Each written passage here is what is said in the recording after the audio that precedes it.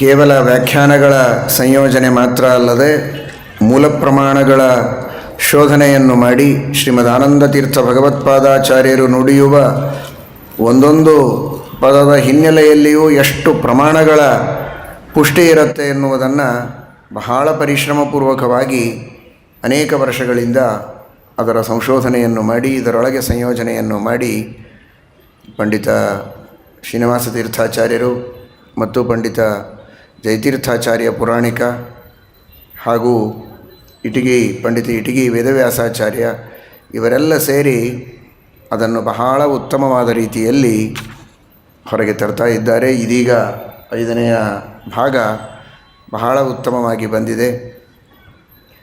ಅಂತಹ ಮಹಾಭಾರತ ತಾತ್ಪರ್ಯ ನಿರ್ಣಯದ ಅಧ್ಯಯನವನ್ನು ಮಾಡಿ ಅದರ ಸದುಪಯೋಗವನ್ನು ಎಲ್ಲ ಸಜ್ಜನರು ಪಡೆಯಬೇಕು.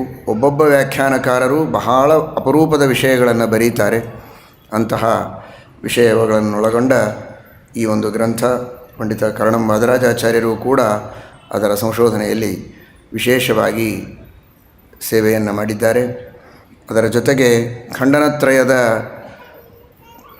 ಕನ್ನಡದ ಅನುವಾದ ಈಗಾಗಲೇ ಅನೇಕ ವಿದ್ಯಾರ್ಥಿಗಳು ನಮ್ಮ ಪಂಡಿತ ಕಾಂತೇಶಾಚಾರ್ಯರು ಬರೆದಿರುವ ತತ್ವೋದ್ಯೋತ ವಾದಾವಲಿ ಖಂಡನತ್ರಯದ ಅನುವಾದಗಳ ಈ ಪುಸ್ತಕಗಳ ಉಪಯೋಗವನ್ನು ಮಾಡಿಕೊಂಡು ಪಾಠ ಪ್ರವಚನಗಳನ್ನು ಚಿಂತನೆಗಳನ್ನು ಮಾಡ್ತಾ ಇದ್ದಾರೆ. ಅಷ್ಟು ಉಪಯುಕ್ತವಾದ ಆ ಗ್ರಂಥವನ್ನು ಪುನಃ ಈಗ ಮುದ್ರಣ ಮಾಡಿ ವಿಶೇಷವಾಗಿ ಜಿಜ್ಞಾಸುಗಳಿಗೆ ಅನುಕೂಲ ಮಾಡಿದ್ದಾರೆ.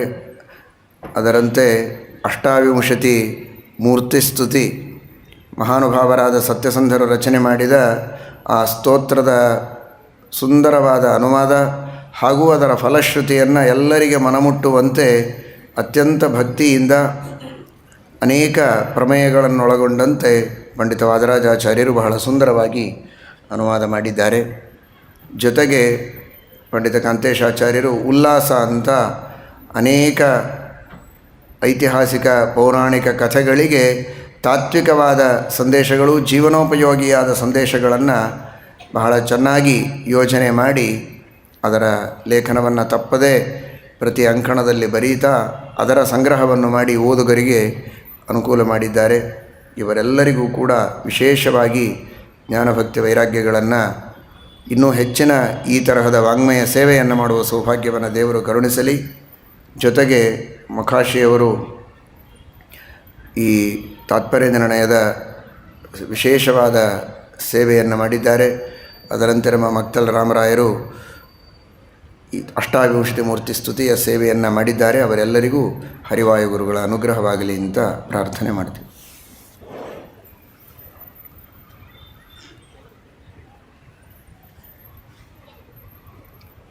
ಶ್ರೀ ಗುರುಭ್ಯೋ ನಮಃ. ಹರಿ ಓಂ. ನಾರಾಯಣಾಯ ಪರಿಪೂರ್ಣಗುಣಾರ್ಣವಾಯ ವಿಶ್ವೋದಯಸ್ಥಿತಿಲಯೋನ್ನಿಯತಿಪ್ರದಾಯ ಜ್ಞಾನಪ್ರದಾಯ ವಿಬುಧಾಸುರಸೌಖ್ಯದುಃಖಸತ್ಕಾರಣಾಯ ವಿತತಾಯ ನಮೋ ನಮಸ್ತೆ.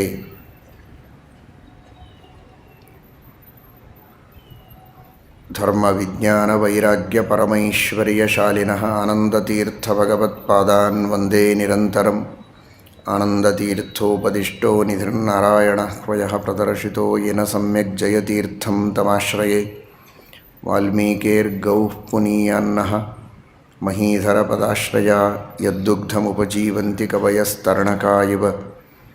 ನೌಮಿನ್ಯಾಯಸುಧಾದಿಕೃಜ್ಜಯಮುನೀನ್ ಶ್ರೀಪಾದರಾಟ್ಸನ್ಮಣೀನ್ ವ್ಯಾಸಾರ್ಯಾನ್ ವಿವಿಧಾಗಮಾಬ್ಧಿವಿಹರಾನ್ ಶ್ರೀವಾದಿರಾಜಾನಪಿ ವಂದೇ ಹಂಸವರಾನ್ ರಘುತ್ತಮಗುರೂನ್ ವೈದಗ್ಧ್ಯವಾರಾಂ ನಿಧೀನ್. ಶ್ರೀ ಸತ್ಯವ್ರತರಾಘವೇಂದ್ರಮಣಿಪಾನ್ ಸದ್ಬೋಧಸಧ್ಯಾನಪಾನ್ ಸತ್ಯಾಭಿಜ್ಞಕರಾಬ್ಜೋತ್ಥಾನ್ ಪಂಚಾಶದ್ವರ್ಷಪೂಜಕಾನ್ ಸತ್ಯಪ್ರಮೋದತೀರ್ಥಾರ್ಯಾನ್ ನೌಮಿನ್ಯಾಯಸುಧಾರತಾನ್.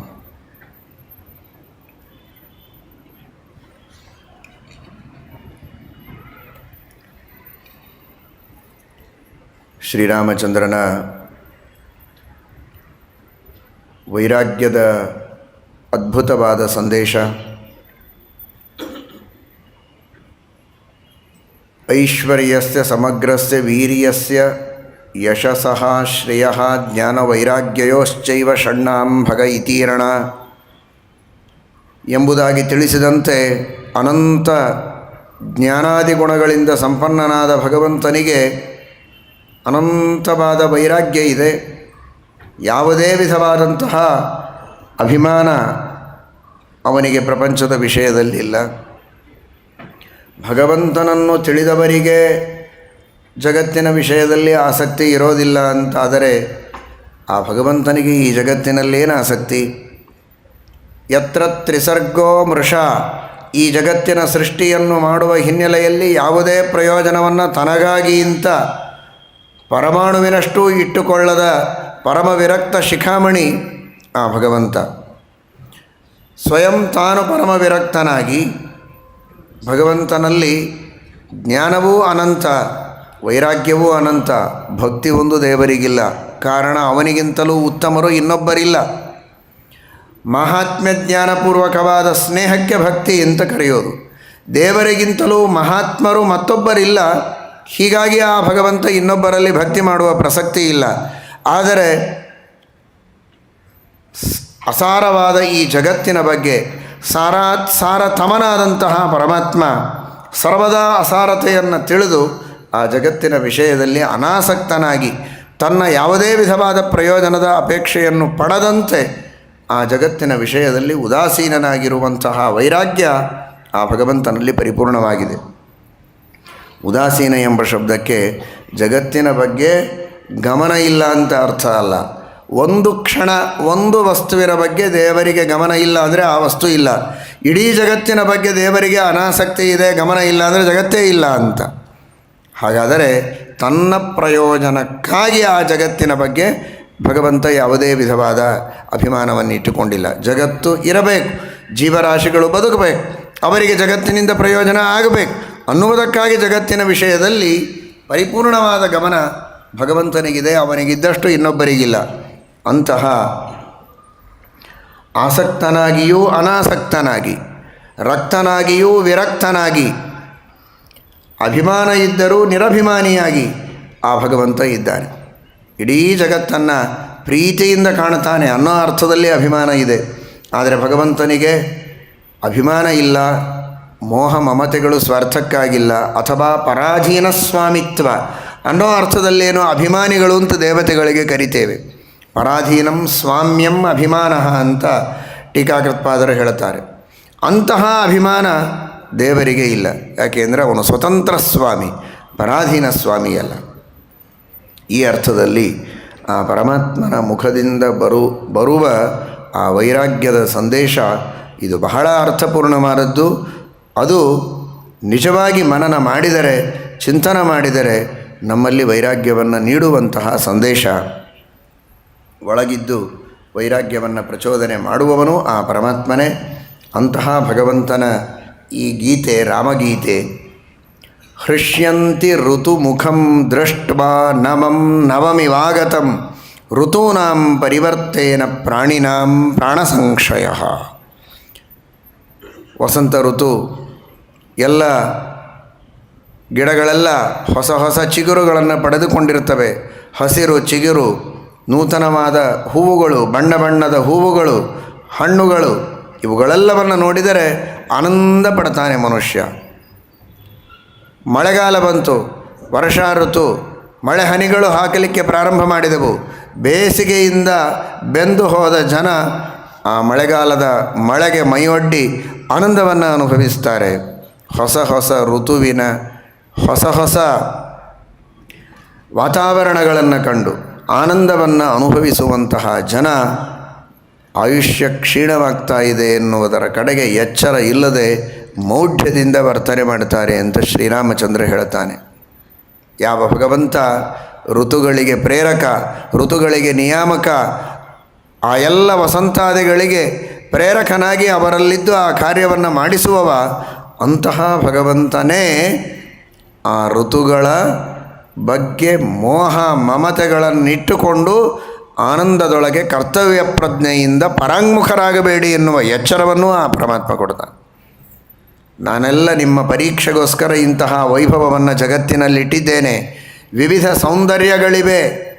ಇಂತಹ ಅದ್ಭುತವಾದ ಸೌಂದರ್ಯ, ಆಕರ್ಷಣೆ, ವಿವಿಧ ವಿಚಿತ್ರ ವಾತಾವರಣಗಳು, ಇವುಗಳೆಲ್ಲ ನಿಮ್ಮನ್ನು ಪರೀಕ್ಷೆ ಮಾಡುವುದಕ್ಕಾಗಿ. ನಿಮ್ಮ ಬದುಕಿಗೆ ಇದು ಅವಶ್ಯಕ. ಸಾಧನೆ ಮಾಡುವುದಕ್ಕೆ ಶರೀರ ಸುಖವಾಗಿರಬೇಕು, ಅದಕ್ಕೆ ಆಹಾರವೂ ಬೇಕು, ವಿಹಾರವೂ ಬೇಕು. ಅದಕ್ಕಾಗಿ ಇವುಗಳ ನಿರ್ಮಾಣ. ಆದರೆ ಅಷ್ಟಕ್ಕಾಗಿ ಮಾತ್ರ ಅದರ ಉಪಯೋಗ ಇರಲಿ. ಇದರೊಳಗೆ ಮುಳುಗಿ ಸಾಧನೆಯನ್ನು ಮರೆಯುವ ಮಟ್ಟದಲ್ಲಿ ಮಮತೆ ಅದರೊಳಗೆ ಬೇಡ ಅನ್ನುವುದನ್ನು ಶ್ರೀರಾಮಚಂದ್ರ ತಿಳಿಸ್ತಾನೆ. ಯಥಾ ಕಾಷ್ಠಂಚ ಕಾಷ್ಠಂಚ ಸಮೇಯಾತಾಂ ಮಹಾರಣವೇ ಸಮೇತ್ಯತು ವ್ಯಪೇಯಾತಾಂ ಕಾಲಮಾಸಾಧ್ಯ ಕಂಚನ. ಈ ಒಂದು ಸಂದೇಶ ಎಲ್ಲ ಕಡೆಗೂ ಹಾಸುಹೊಕ್ಕಾಗಿ ಬಂದದ್ದು. ಮಹಾಭಾರತದಲ್ಲಿಯೂ ಇದೆ ಈ ಮಾತು, ಭಾಗವತದಲ್ಲಿಯೂ ಇದೆ, ರಾಮಾಯಣದಲ್ಲಿಯೂ ಬರುತ್ತೆ, ಇನ್ನು ಅನೇಕ ಗ್ರಂಥಗಳಲ್ಲಿಯೂ ಅಲ್ಲಲ್ಲಿ ಈ ಮಾತನ್ನು ಕಾಣುತ್ತೇವೆ. ಗರುಡ ಪುರಾಣಾದಿಗಳಲ್ಲಿ ಯಥಾ ಕಾಷ್ಠಂಚ ಕಾಷ್ಠಂಚ ಸಮೇಯಾತಾಂ ಮಹಾರಣವೇ. ದೊಡ್ಡದಾದಂತಹ ಸಾಗರದಲ್ಲಿ ಎಲ್ಲಿಂದಲೋ ಬಂದಂತಹ ದೊಡ್ಡ ದೊಡ್ಡ ಕಾಷ್ಠಗಳು, ಮರಗಳು ಒತ್ತಟ್ಟಿಗೆ ಸೇರ್ತವೆ, ಮತ್ತೆ ದೂರ ಆಗ್ತವೆ ತರೆಗೆ ಬಡಿದುಕೊಂಡು. ನದಿಗಳಲ್ಲಿಯೂ ಅಷ್ಟೇ, ಎಲ್ಲಿಂದಲೋ ಹರಿದು ಬರುವಂತಹ ಕಾಷ್ಠಗಳು ಆ ಪ್ರವಾಹಕ್ಕೆ ಸಿಕ್ಕೊಂಡು ಒಂದು ಕಡೆಗೆ ಸೇರ್ತವೆ. ಇನ್ಯಾವುದೋ ಬಂಡೆಗಲ್ಲು ಬಡೀತು ಅಂದರೆ ಮತ್ತೆ ಸಿಡಿದು ಹೋದದ್ದು ಒಂದಕ್ಕೊಂದು ಭೇಟಿ ಇಲ್ಲದಂತೆ ಇದೆಯಲ್ಲಿಯೋ ಅದಲ್ಲಿಯೋ. ಈ ಸಂಸಾರ ಇದೊಂದು ದೊಡ್ಡದಾದ ಪ್ರವಾಹ. ಈ ಪ್ರವಾಹದೊಳಗೆ ತಂದೆ ತಾಯಿ ಮಕ್ಕಳು ಗಂಡ ಹೆಂಡತಿ ಬಂಧು ಬಳಗ ಇವುಗಳೆಲ್ಲ ಒಂದು ಕಡೆಗೆ ಸೇರೋದು ಆ ಪ್ರವಾಹದ ಭರಕ್ಕೆ ಸೇರ್ತಾರೆ. ಯಾವುದೋ ಒಂದು ಕರ್ಮದ ಬಂಡೆಗೆ ಬಡಿದುಕೊಂಡು ಮತ್ತೆ ದೂರ ಆದರು ಅಂದರೆ ಸೇರಬಹುದು, ಕೊನೆವರೆಗೂ ಸೇರದೇನೂ ಇರಬಹುದು. ಯಾವಾಗ ಸೇರ್ತಾರೆ ಯಾವಾಗ ದೂರ ಆಗ್ತಾರೆ ಹೇಳಲಿಕ್ಕೆ ಬರೋದಿಲ್ಲ. ಒಂದರ್ಥದೊಳಗೆ ಎಲ್ಲರೂ ತಂದೆ ತಾಯಿ ಬಂಧು ಬಳಗ ಮಿತ್ರ ಶತ್ರು ಎಲ್ಲವೂ ಎಲ್ಲರಿಗೂ ಎಲ್ಲರೂ ಆಗಿದ್ದಾರೆ. ಯಾವ ಯಾವ ಜನ್ಮದಲ್ಲಿ ಯಾರಿಗೆ ಏನಾಗಿದ್ದಾರೆ, ಯಾರನ್ನು ಬಹಳ ಪ್ರೀತಿಯಿಂದ ಈ ಜನ್ಮದಲ್ಲಿ ನಾವು ನೋಡುತ್ತೇವೆ, ಕಳೆದ ಜನ್ಮದಲ್ಲಿ ಅವನು ದೊಡ್ಡ ಶತ್ರು ಆಗಿರಬಹುದು, ಅಥವಾ ಬರುವ ಜನ್ಮದಲ್ಲಿ ಅವನು ಮಹಾಶತ್ರುವಾಗಿ ಹುಟ್ಟಬಹುದು. ಗೊತ್ತಿಲ್ಲ, ಇವನು ಭಾರೀ ನನಗೆ ಮಿತ್ರ, ಇವನು ಶತ್ರು ಅಂತ ತಿಳಿತೇವೆ. ಇದು ಯಾವುದೂ ನಿತ್ಯ ಅಲ್ಲ, ಯಾವುದೂ ಶಾಶ್ವತ ಅಲ್ಲ. ಯಾರಿಗೆ ಯಾರಾದರೂ ಏನಾದರೂ ಆಗ್ಬೋದು. ಆದರೆ ಅನಾದಿ ಕಾಲದಿಂದಲೂ ಅನಂತ ಕಾಲದವರೆಗೆ ನಮಗೆ ಮಿತ್ರ, ಅನಿಮಿತ್ತ ಬಾಂಧವ, ಅವಿಜ್ಞಾತ ಸಖ, ಅನಂತ ಉಪಕಾರಕ ದೇವರು ಅನ್ನುವುದು ಮಾತ್ರ ಎಂದಿಗೂ ವ್ಯತ್ಯಾಸ ಆಗೋದಿಲ್ಲ. ಆದರೆ ಅಂತಹ ಅನಾದಿ ಕಾಲದಿಂದ ಅನಂತ ಕಾಲದವರೆಗಿರುವ ನಂಟಸ್ತಿಕೆಯನ್ನು ಮರೆತು ತಾತ್ಕಾಲಿಕವಾದ ಕ್ಷಣಿಕವಾದಂತಹ ಬಾಂಧವ್ಯವೇ ಸ್ಥಿರ ಅಂತ ತಿಳಿಯುವ ಅಸ್ಥಿರ ಮತಿಗಳು, ಚರ ಬುದ್ಧಿಗಳು, ಅವಿವೇಕಿಗಳು ನಾವಾಗಿದ್ದೇವೆ. ಆ ಅವಿವೇಕವನ್ನು ಕಳೆದು ವಿವೇಕದ ಉಪದೇಶವನ್ನು ಮಾಡುವುದಕ್ಕೆ ಶ್ರೀರಾಮಚಂದ್ರ ಹೇಳ್ತಾ ಇದ್ದಾನೆ. ಏವಂ ಭಾರ್ಯಾಶ್ಚ ಪುತ್ರಾಶ್ಚ ಜ್ಞಾತಯಶ್ಚ ವಸೂನಿ ಚ ಸಮೇತ್ಯ ವ್ಯವಧಾವಂತಿ ಧ್ರುವೋ ಹ್ಯೇಷಾಂ ವಿನಾಭವಃ. ಯಾವುದೇ ಸಂಪತ್ತು, ಯಾವುದೇ ಆಸ್ತಿ, ಯಾವುದೇ ಬಂಧುಗಳು ಬಾಂಧವರು ಇಷ್ಟ ಮಿತ್ರರು ನಮ್ಮ ಹತ್ತಿರ ಬಂದಿದ್ದಾರೆ ಅಂದರೆ ಅವರು ದೂರ ಆಗುವುದು ಯಾವಾಗ ಅಂತ ಕಾಯ್ತಾ ಇರಬೇಕು. ಧ್ರುವೋಹ್ಯೇಷಾಂ ವಿನಾಭವಃ. ನಿನ್ನೆ ಕೇಳಿದ್ದೀರಿ ಸಂಯೋಗಾಹ ವಿಪ್ರಯೋಗ ಅಂತಹ. ಇವತ್ತು ಅವರ ಸಮಾಗಮವಾಗಿದೆ ಅಂದರೆ ನಾಳೆ ವಿಯೋಗ ಆಗತ್ತೆ. ಅದನ್ನು ಅವರು ಒಳ್ಳೆಯವರಿರ್ಬೋದು, ಕೆಟ್ಟವರಿರ್ಬೋದು.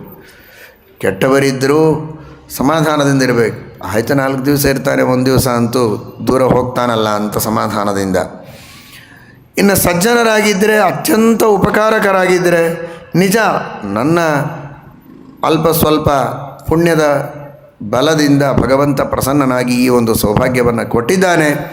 ಆದರೆ ಇದು ಶಾಶ್ವತ, ಹೀಗೇ ಇರುತ್ತೆ ಅಂತ ಅಂದುಕೊಳ್ಳೋ ಹಾಗಿಲ್ಲ. ಎಷ್ಟು ದಿನ ದೇವರು ಸೌಭಾಗ್ಯ ಕೊಟ್ಟಿದ್ದಾನೋ ಅಷ್ಟು ದಿನ ಅನುಭವಿಸಬೇಕು. ಇಲ್ಲ ಅಂದರೆ ಅದು ದೇವರ ಸಂಕಲ್ಪ ಅಂತ ಅಷ್ಟೇ ತಾಳ್ಮೆಯಿಂದ ಸಹಿಸಬೇಕು. ಆ ಪ್ರಸಂಗ ಬರುತ್ತೆ ಅಂತ ಮೊದಲು ದಿನದಿಂದಲೇ ಇವನು ತನ್ನ ಮನಸ್ಸಿಗೆ ಚೆನ್ನಾಗಿ ಟ್ರೈನಿಂಗ್ ಕೊಟ್ಟಿದ್ದರೆ ಒಂದೊಮ್ಮೆ ವಿಪ್ರಯೋಗ ಆದಾಗ, ವಿಯೋಗ ಆದಾಗ, ವಿರಹ ಆದಾಗ ಆ ದುಃಖದ ಸುನಾಮಿಯಲ್ಲಿ ಇವನು ಅಪ್ಪಳಿಸಿ ಹೋಗುವ ಪ್ರಸಂಗ ಇರೋದಿಲ್ಲ.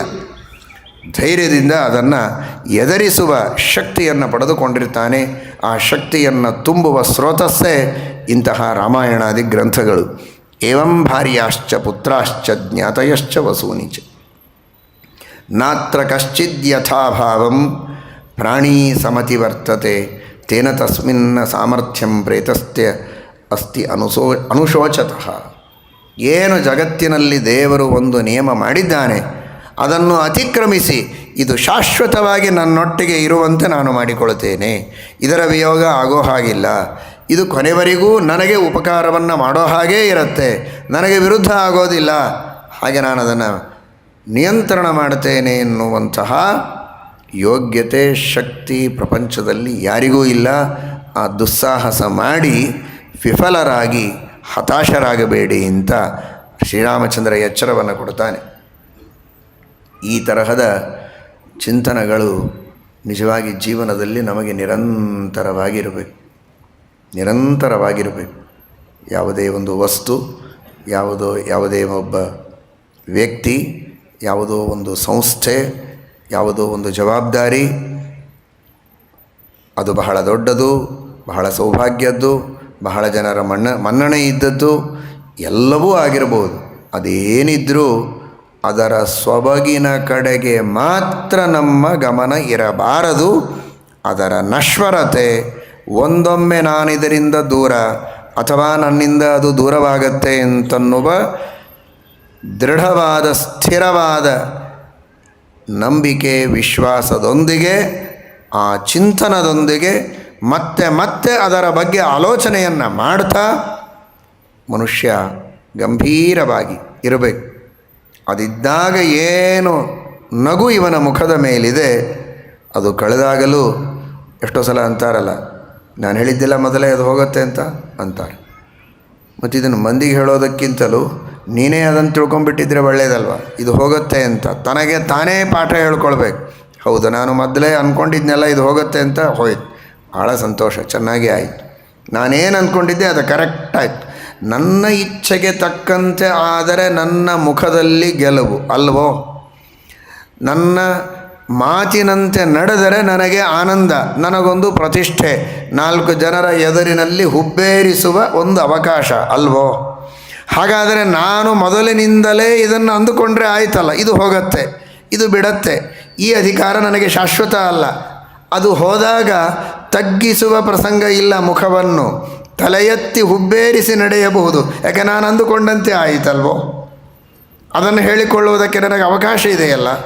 ಯಾಕೆ ತಲೆ ಎತ್ತಿ ನಡೆಯುವ ಅವಕಾಶ ಇದ್ದಾಗ ತಗ್ಗಿಸುವ ಅವಕಾಶದೊಳಗೆ ಪರಿತಪಿಸಿ ಹಣ್ಣಾಗ್ತಾ ಇದ್ದೀರಾ, ಹೆಣ್ಣಾಗ್ತಾ ಇದ್ದೀರಾ?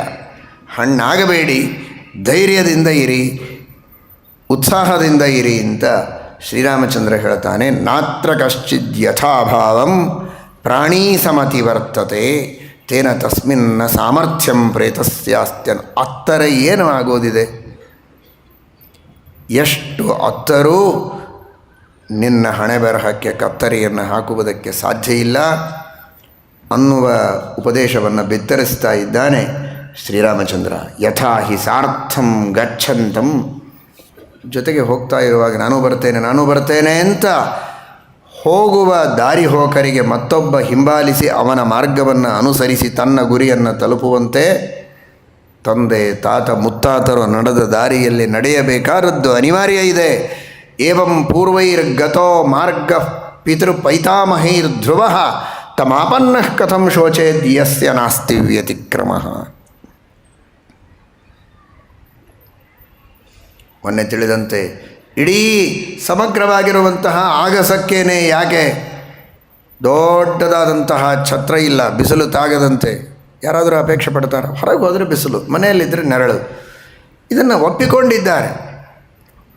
ಮನೆಯೊಳಗೇ ಬಿಸಿಲು ಪ್ರಾರಂಭ ಆಯಿತು.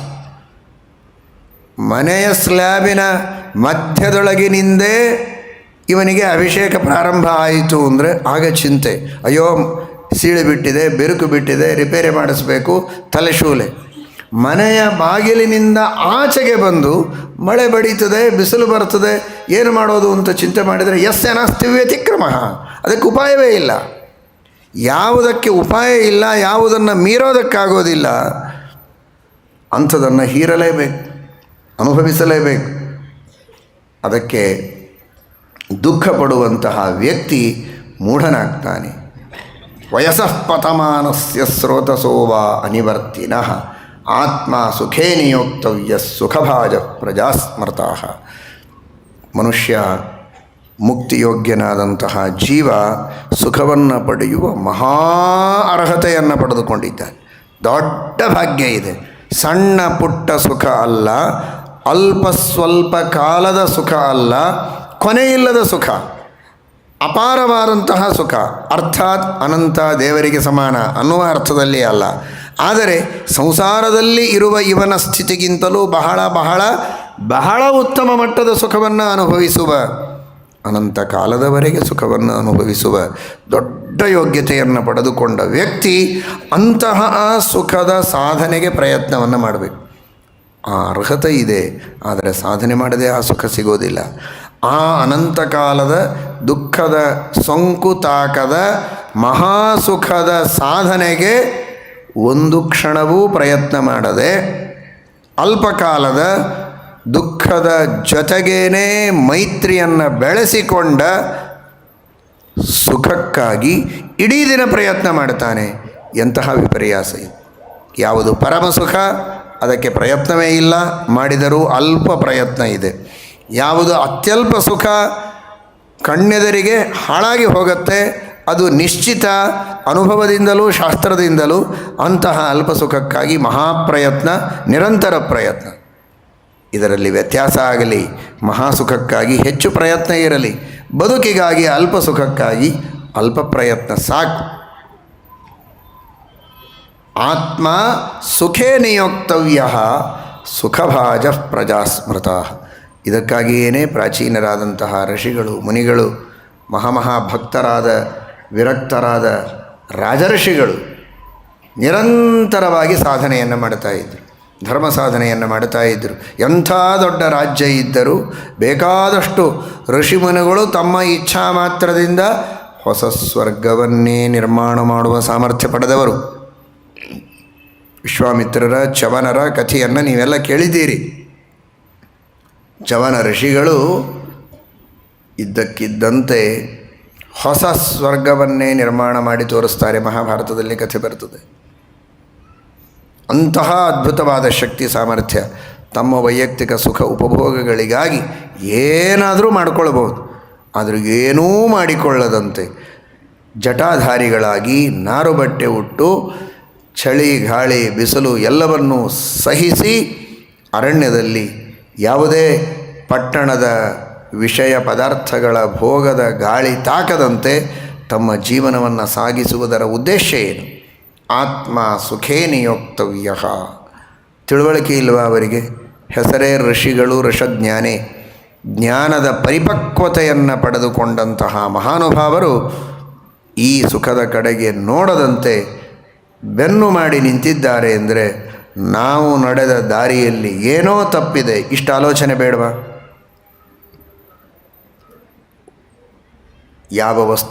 ಯಾವುದೋ ಒಂದು ವಸ್ತುವನ್ನು ನಾವು ಬಳಸ್ತೇವೆ, ಒಬ್ಬ ಹಿರಿಯ ಅದನ್ನು ಬಳಸೋದಿಲ್ಲ, ಕಣ್ಣೆದುರಿಗಿದ್ದರೂ ಅದನ್ನು ಬಿಟ್ಟು ಹೋಗ್ತಾನೆ ಅಂದರೆ ನಮ್ಮ ಮನಸ್ಸಿನಲ್ಲಿ ಏನೋ ದುಗುಡ ಪ್ರಾರಂಭ ಆಗ್ತದೆ. ನಾವಿದನ್ನು ದಿವಸನೂ ಉಪಯೋಗಿಸ್ತೇವೆ, ಆದರೆ ಅವನು ಇದನ್ನು ನೋಡ್ತಾ ಇಲ್ಲ. ಹಾಗಾದರೆ ಇದು ಸರಿಯಲ್ಲ, ಇದಕ್ಕಿಂತ ಭಾರಿ ವಸ್ತು ಇನ್ನೊಂದಿರ್ಬೋದು, ಇದಕ್ಕಿಂತ ಒಳ್ಳೆಯ ಯಂತ್ರ ಇರ್ಬೋದು. ಕೂಡಲೇ ನಮ್ಮ ಮನಸ್ಸಿನಲ್ಲಿ ಆಲೋಚನೆ ಬರ್ತದೆ. ಹಾಗೆ ಈ ಜೀವನದ ಬಗ್ಗೆ ಪರಿಪೂರ್ಣ ಪರಿಶೋಧನೆಯನ್ನು ಮಾಡಿ ಅದರ ಪರಿಪಕ್ವತೆಯನ್ನು ಪಡೆದುಕೊಂಡಂತಹ ಋಷಿ ಮುನಿಗಳು ಇದರ ಬಗ್ಗೆ ಅನಾಸ್ಥೆಯನ್ನು ತೋರಿಸ್ತಾರೆ ಅಂದರೆ ನಾವು ಇದರಲ್ಲಿ ಆಸ್ಥೆಯನ್ನು ತೋರಿಸುವುದರಲ್ಲಿ ಬಹಳ ದೊಡ್ಡ ಧೋಕಾ ಇದೆ ಎನ್ನುವುದನ್ನು ನಾವು ಮರೆಯಬಾರದು. ಧರ್ಮಾತ್ಮ ಸುಶುಭೈ ಕೃತ್ಸ್ನೈ ಕ್ರತುಭಿಶ್ಚಾಪ್ತದಕ್ಷಿಣೈ ಧೂತಪಾಪೋ ಗತಸ್ವರ್ಗಂ ಪಿತಾನಃ ಪೃಥಿವೀಪತಿ. ಇನ್ನು ನಮಗೇನು ಕೊರತೆ ಇಲ್ಲ, ಇದೆಲ್ಲವೂ ಅಶಾಶ್ವತ ಅನ್ನುವುದು ಸರಿ. ಆದರೆ ತಂದೆ ಇನ್ನೂ ಸ್ವಲ್ಪ ದಿವಸ ಇದ್ದು ಸಾಧನೆ ಮಾಡಬೇಕಾಗಿತ್ತು ಅನ್ನುವ ಅಪೇಕ್ಷೆಯಿಂದ ದುಃಖ ಪಡ್ತಾ ಇದ್ದೇವೆ ಅಂತಂತೀಯ ಭರತ. ಶತ್ರುಘ್ನ, ಏನು ತಂದೆ ಏನು ಕಡಿಮೆ ಮಾಡಿದ್ದಾನೆ?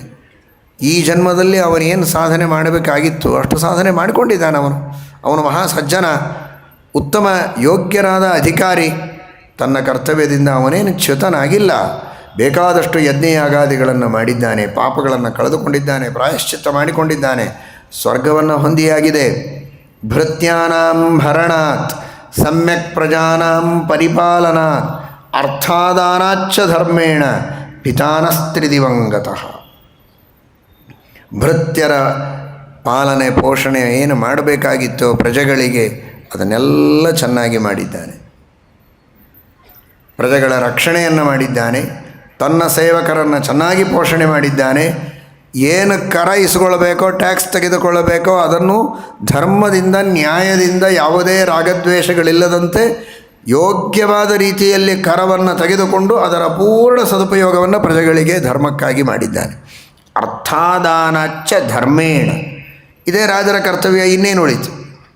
ಸರಿಯಾಗಿ ಕರ ತೆಗೆದುಕೊಳ್ಳಬೇಕು, ಸರಿಯಾಗಿ ವಿನಿಯೋಗಿಸಬೇಕು, ಪ್ರಜೆಗಳನ್ನು ರಕ್ಷಣೆ ಮಾಡಬೇಕು, ತನ್ನ ಭೃತ್ಯರನ್ನು ಸೈನಿಕರನ್ನು ನೋಡಿಕೊಳ್ಳಬೇಕು, ಎಲ್ಲವನ್ನೂ ಮಾಡಿದ್ದಾನೆ. ಆದ್ದರಿಂದ ಪಿತಾನಸ್ತ್ರಿದಿವಂಗತಃ. ವಾಲ್ಮೀಕಿ ಮಹರ್ಷಿಗಳ ಆ ಶಬ್ದದ ಜೋಡಣೆ ನೋಡಿ. ಮೂರನ್ನು ಆರಿಸಿದರು. ಭೃತ್ಯಾನಾಂ ಭರಣಾತ್ ಸಮ್ಯಕ್ ಪ್ರಜಾನಾಂ ಪರಿಪಾಲನಾತ್ ಅರ್ಥಾದಾನಾಚ್ಚ ಧರ್ಮೇಣ ಅಂತ ಮೂರು ಶ್ರೇಷ್ಠವಾದ ಅವನ ಕರ್ಮಗಳನ್ನು, ದಶರಥನ ಕರ್ಮಗಳನ್ನು ಹೇಳಿ ಆ ದಶರಥ ತ್ರಿದಿವಂಗತಃ ಅಂತ ಆ ಶಬ್ದ ಹಾಗೆ ಜೋಡಿಸ್ತಾರೆ. ಹಿಂದೆ ಸ್ವರ್ಗಂ ನಃ ಪೃಥಿವೀಪತಿ, ಸ್ವರ್ಗಕ್ಕೆ ಹೋದ ಅಂತ ಇಷ್ಟೇ ಹೇಳಿದರು. ಯಜ್ಞಯಾಗಾದಿಗಳನ್ನು ಮಾಡಿದ ನಮ್ಮಪ್ಪ ಸ್ವರ್ಗಕ್ಕೆ ಹೋಗಿದ್ದಾನೆ ಅಂತ. ಈ ಮೂರು ಸತ್ಕರ್ಮಗಳನ್ನು ಮಾಡಿದ ಆ ದಶರಥ ತ್ರಿದಿವಂಗತಃ ಅಂತ. ಆ ಬ್ರಹ್ಮ ವಿಷ್ಣು ಮಹೇಶ್ವರರು ಎಲ್ಲಿ ವಿಶೇಷವಾಗಿ ಶೋಭಾಯಮಾನರಾಗಿರ್ತಾರೆ, ಜಗತ್ತಿನ ಸೃಷ್ಟಿ ಸ್ಥಿತಿ ಲಯಗಳನ್ನು ಮಾಡುವ ಆ ಮೂರು ದೇವತೆಗಳ ವಿಶೇಷ ಸನ್ನಿಧಾನಕ್ಕೆ ಪಾತ್ರವಾದ ಉತ್ತಮವಾದ ಗತಿಯನ್ನು ಪಡೆದಿದ್ದಾನೆ ಅಂತ ಹೇಳುವ ಆ ತ್ರಿದಿವಂಗತಃ ಅಂತ ಶಬ್ದವನ್ನು ಬಳಸ್ತಾರೆ. ಕರ್ಮಭಿಸ್ತು ಶುಭೈರಿಷ್ಟೈ ಕ್ರತುಭಿಶ್ಚಾಪ್ತ ದಕ್ಷಿಣೈ ಸ್ವರ್ಗಂ ದಶರಥ ಪ್ರಾಪ್ತಃ ಪಿತಾನಃ ಪೃಥಿವೀಪತಿ ಇಷ್ಟ್ವಾ ಬಹುವಿಧೈರ್ಯಜ್ಞೈ ಭೋಗಾಂಶ್ಚಾವಾಪ್ಯ ಪುಷ್ಕಲಾನ್ ಉತ್ತಮಂ ಚಾಯುರಾಸಾದ್ಯ ಸ್ವರ್ಗತಃ ಪೃಥಿವೀಪತಿ. ನಾನಾ ವಿಧವಾದ ಯಜ್ಞಗಳನ್ನು ಮಾಡಿ ಪರಲೋಕ ಸಾಧನೆ ಮಾಡುವುದು ಅಷ್ಟೇ ಅಲ್ಲ, ಇಹಲೋಕದ ಭೋಗಗಳನ್ನೂ ಬೇಕಾದಷ್ಟು ಅನುಭವಿಸಿದ್ದಾನೆ. ಯಾವುದೇ ವಿಧವಾದಂತಹ ಕೊರತೆ ಇಲ್ಲದಂತೆ ದೀರ್ಘವಾದ ಆಯುಷ್ಯವನ್ನು, ಸಾವಿರಾರು ವರ್ಷಗಳ ಆಯುಷ್ಯ. ಇನ್ನೇನು ಬೇಕು? ಇನ್ನೂ ಮತ್ತೆ ಇರಬೇಕು ಅಂತ ಅಪೇಕ್ಷೆ ಪಟ್ಟರೆ ಹೇಗೆ? ಉತ್ತಮಂಚಾಯುರಾಸಾಧ್ಯ ಸ್ವರ್ಗತಃ ಪೃಥಿವೀಪತಿ ಅಂತ. ಮತ್ತೆ ವಾಲ್ಮೀಕಿ ಮಹರ್ಷಿಗಳ ಶಬ್ದದ ಜೋಡಣೆಯ ಕಡೆಗೆ ನಿಮ್ಮ ಮನಸ್ಸನ್ನು ಜೋಡಿಸಿ. ಹಿಂದೆ ಹೇಳುವಾಗ ಸ್ವರ್ಗಂ ದಶರಥ ಪ್ರಾಪ್ತಃ, ಅನೇಕ ಯಜ್ಞಗಳನ್ನು ಮಾಡಿ ಉತ್ತಮವಾದಂತಹ ಸ್ವರ್ಗವನ್ನು ಹೊಂದಿದ್ದಾನೆ ಅಂತ. ಯಜ್ಞಗಳಿಂದ ಕೇವಲ ಪರಲೋಕದ ಸ್ವರ್ಗ ಮಾತ್ರವಲ್ಲದಂತೆ ಇಹಲೋಕದೊಳಗೂ ಭೋಗವನ್ನು ಅನುಭವಿಸಿ ದೀರ್ಘ ಆಯುಷ್ಯವನ್ನು ಪಡೆದು, ಬೇಕಾದಷ್ಟು ಭೋಗ ಸಾಧನಗಳಿರುತ್ತದೆ, ಕಣ್ಣು ತೆಗೆಯೋದ್ರೊಳಗೆ ಕಣ್ಣು ಮುಚ್ಚಿಬಿಡ್ತಾನೆ ಮನುಷ್ಯ. ಅಲ್ಲ, ಸಾವಿರಾರು ವರ್ಷಗಳ ಆಯುಷ್ಯದನ್ನು ಪಡೆದು ಭೋಗಗಳನ್ನು ಅನುಭವಿಸಿದ್ದಾನೆ ಅಂತ ಹೇಳುವಾಗ ವಾಲ್ಮೀಕಿಗಳು ಸ್ವರ್ಗಂಗತಃ ಅನ್ನಲಿಲ್ಲ, ಸ್ವರ್ಗಂ ದಶರಥ ಪ್ರಾಪ್ತಃ ಅಂತ. ಆ ಸ್ವರ್ಗ ಶಬ್ದ ಬೇರೆ ಕಡೆಗಿದೆ, ಪ್ರಾಪ್ತಃ ಬೇರೆ ಕಡೆಗಿದೆ. ಯಾಕೆಂದರೆ ಆ ಸ್ವರ್ಗ ಬಹಳ ದೂರ ಇದೆ ಅಂತ. ಇಹಲೋಕದ ಭೋಗವನ್ನು ಅನುಭವಿಸಿದ್ದಾನೆ ಅಂತ ಹೇಳುವಾಗ ಉತ್ತಮಂ ಚಾಯುರಾಸಾಧ್ಯ ಸ್ವರ್ಗತಃ ಪೃಥಿವೀಪತಿ ಅಂತ. ಆ ಸ್ವರ್ಗಂ ಪ್ರಾಪ್ತಃ ಅಂತ ಬಿಡಿಸಿ ಬಳಸದಂತೆ ಸ್ವರ್ಗತಃ ಅಂತ ಒಂದೇ ಜೋಡಿಸಿ ಹೇಳುವಾಗ ಇಹಲೋಕದೊಳಗೇ ಆ ಸುಖವನ್ನು ಸ್ವರ್ಗದಂತೆ ಅನುಭವಿಸಿ ಬಿಟ್ಟ ದಶರಥ ಮುಂದೇನು ಅನುಭವಿಸ್ತಾನೋ ಬಿಡ್ತಾನೋ ಅಂತ ಸಂಶಯವೂ ಬೇಡ, ಪ್ರತ್ಯಕ್ಷ ಸ್ವರ್ಗವನ್ನು ಅನುಭವಿಸಿದ್ದಾನಲ್ವೋ ಸ್ವರ್ಗತಃ ಅಂತ. ಆ ಶಬ್ದಗಳ ಜೋಡಣೆ ಮಹರ್ಷಿಗಳದು ಎಷ್ಟು ಅದ್ಭುತವಾಗಿರುತ್ತದೆ ಎನ್ನುವುದನ್ನು ಗಮನಿಸಬೇಕು. ಹೇಳುವ ತಾತ್ಪರ್ಯ, ಜೀವನದಲ್ಲಿ ಮನುಷ್ಯನಿಗೆ ಬೇಕಾದಷ್ಟು ಸುಖ, ಆಯುಷ್ಯ, ಅನುಭವ, ಭೋಗದ ಅನುಭವ ಇಲ್ಲಿಯೇ ಇರುತ್ತೆ. ಇಷ್ಟು ಕೊಟ್ಟ ದೇವರು ಅಂತ ನೆನೆಸೋದಿಲ್ಲ, ಅದನ್ನು ಸ್ಮರಿಸೋದಿಲ್ಲ ಈ ಕೆಟ್ಟ ಮಾನವ. ಕೊಟ್ಟದ್ದನ್ನು ಮರೆಯುವ ಈ ಕೆಟ್ಟ ಮಾನವ ದೇವರ ಉಪಕಾರವನ್ನು ಸ್ಮರಿಸೋದಿಲ್ಲ. ಇಲ್ಲಿಯೇ ಬೇಕಾದಷ್ಟು ಸ್ವರ್ಗ ಇದೆ, ಬೇಕಾದಷ್ಟಿದೆ. ನಾವು ನೀವೆಲ್ಲ ಸುಖವಾಗೇ ಇದ್ದೀವಲ್ಲ, ಏನು ಕಷ್ಟ ಇದೆ? ಹೊಟ್ಟೆಗೆ ಅನ್ನ ಇದೆ, ಬಟ್ಟೆ ಇದೆ, ಮಾನ ಮರ್ಯಾದೆಗಳಿವೆ, 4 ಜನ ಪ್ರೀತಿಯಿಂದ ಮಾತನಾಡಿಸ್ತಾರೆ. ನರಕ ಯಾವುದು ಅಂತ ಸ್ವಲ್ಪ ನೋಡಬಹುದು. ಅವರಿಗೂ ಒಂದು ತರಹದ ಸ್ವರ್ಗ ಇರುತ್ತೆ ಅಂತ ಇಟ್ಕೊಳ್ಳಿ. ಎಷ್ಟೋ ಜನರಿಗೆ ಅನ್ನವೇ ಇಲ್ಲ, ಬಟ್ಟೆ ಇಲ್ಲ, ಬೀದಿಯಲ್ಲಿ ಬಿದ್ದಿರ್ತಾರೆ, ಭಿಕ್ಷೆ ಬೇಡ್ತಾರೆ. ಭಿಕ್ಷೆ ಕೊಡುವವರು ಬೈದು ಕೊಡ್ತಾರೆ. ಮನೆಯೊಳಗೂ ಬೈದು ಬಡಿಸಿಕೊಳ್ಳುವ ಪ್ರಸಂಗ ಇರ್ತದೆ. ಊಟಕ್ಕೆ ಬಡಿಸಿಕೊಳ್ಳುವಾಗಲೂ ಕೂಡ ಬೈದು ಹಾಕ್ತಾ ಇರ್ತಾರೆ ಕೆಲವರಿಗೆ. ಬಡಿಸಿಕೊಳ್ಳುವ ಪ್ರಸಕ್ತಿ, ಬೈಸಿಕೊಂಡು ಬಡಿಸಿಕೊಳ್ಳುವ ಪ್ರಸಕ್ತಿಯೇ ಇನ್ನು ಕೆಲವರಿಗೆ ಇರ್ತದೆ ಪಾಪ. ಆದರೂ ಮನೆ ಬಿಟ್ಟು ಹೊರಗೆ ಹೋಗೋ ಹಾಗಿಲ್ಲ, ಇನ್ನೊಬ್ಬರಿಗೆ ಹೇಳಿಕೊಳ್ಳೋ ಹಾಗಿಲ್ಲ. ಈ ತರಹದ ಸ್ಥಿತಿ ಎಲ್ಲರಿಗೂ ಇಲ್ಲ. ಹಾಗಾದರೆ ಆ ನರಕ ಇಲ್ಲ, ಸ್ವರ್ಗ ಇದೆ. ಪ್ರೀತಿಯಿಂದ ಮನೆಯಲ್ಲಿ ಮಾತನಾಡಿಸ್ತಾರೆ, ಹೊಟ್ಟೆ ತುಂಬ ಊಟ ಬಡಿಸ್ತಾರೆ ಅಂದರೆ ಅದು ಸ್ವರ್ಗವೇ. ನಗನಲ್ಗತ 4 ಜನ ಮಾತನಾಡಿಸ್ತಾರೆ ಅಂದರೆ ಅದು ಸ್ವರ್ಗ.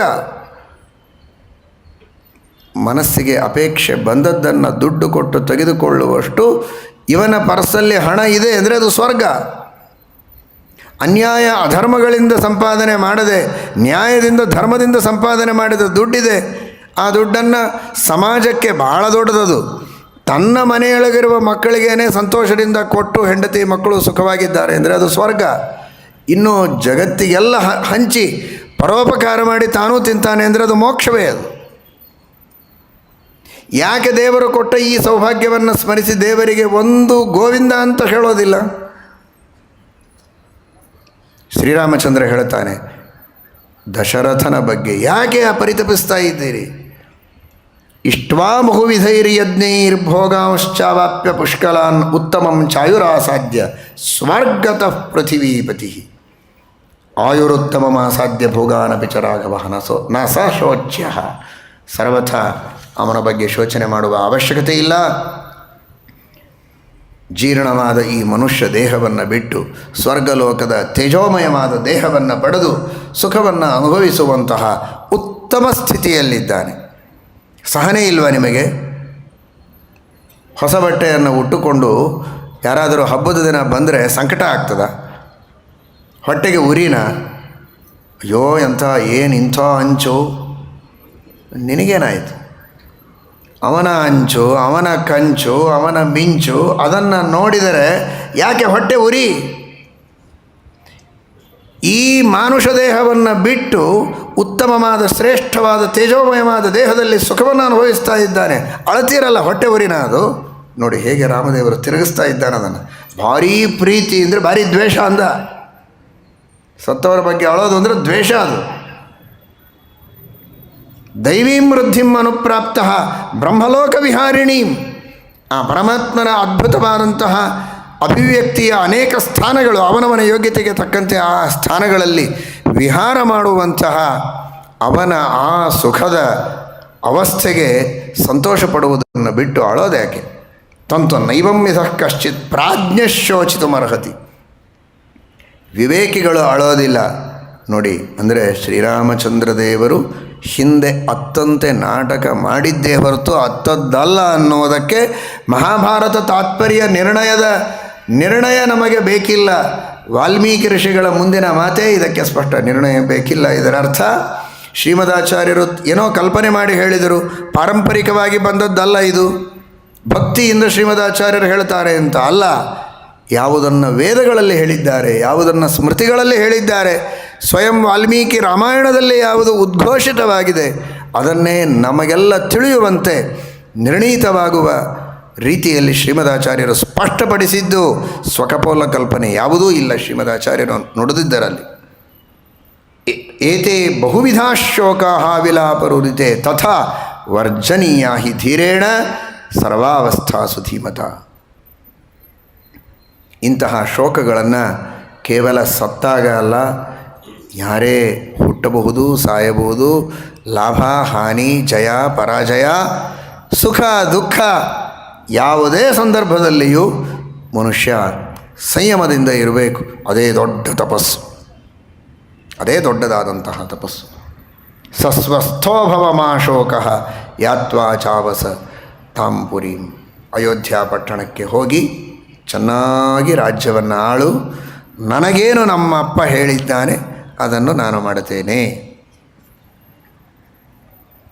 ಎಲ್ಲರ ಅಪ್ಪ ತಮ್ಮಪ್ಪನ ಒಂದು ಮಾತಿಗಾಗಿ ಇಷ್ಟು ದೃಢವಾದ ನಿರ್ಣಯವನ್ನು ತೆಗೆದುಕೊಂಡು ಸಾವಿರ ಸಾವಿರ ಜನರ ಕಣ್ಣೀರಿನಿಂದ ಕೂಡಿದ ಪ್ರಾರ್ಥನೆ ಇದ್ದರೂ ಬಲಿ ಬೀಳದಂತೆ ದೃಢವಾಗಿ ನಿಲ್ಲಬೇಕಾದರೆ ನಮಗೆ ಕೊಟ್ಟ ಸಂದೇಶ ಏನು?